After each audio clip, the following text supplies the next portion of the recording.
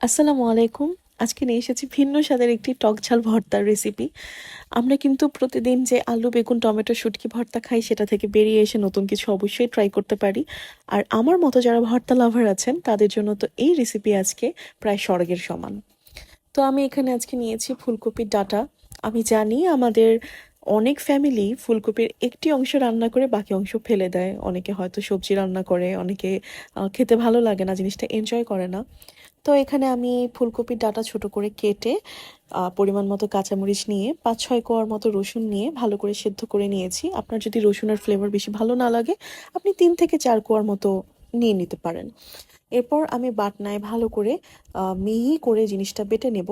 তারপর আমি আবার সেই বাটনায় বেটে নেওয়া অংশটুকু কড়াইয়ের মধ্যে তেল দিয়ে যতক্ষণ না পর্যন্ত পানিটা টেনে নেয় অতক্ষণ পর্যন্ত ভাজতে থাকবো।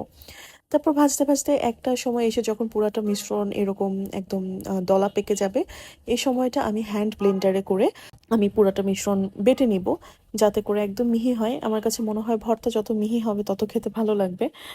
মুখে লাগলে কি ভর্তার মতো লাগে, মুখে লাগলে তো ওটা সবজি বা লাবড়াই হয়ে যায়।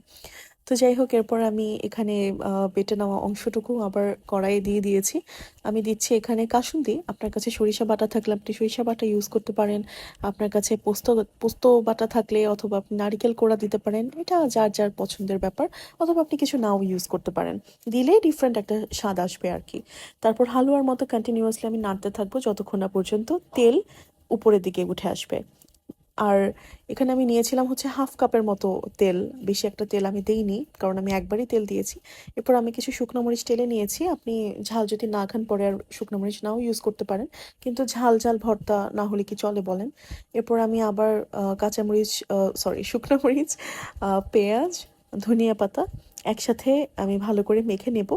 আর এই তো আমার ভর্তা রেডি। লাস্টের ক্লিপটা অ্যাজ ইউজুয়াল আমি নিতে ভুলে গেছি।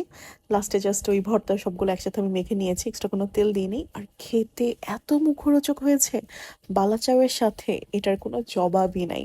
আমি কিন্তু তরকারিতে একদমই হাত দিইনি, এই ভর্তা দিয়ে আমার ভাত খাওয়া হয়ে গিয়েছিল। সবাই বাসায় অবশ্যই ট্রাই করবেন। আল্লাহ হাফিজ।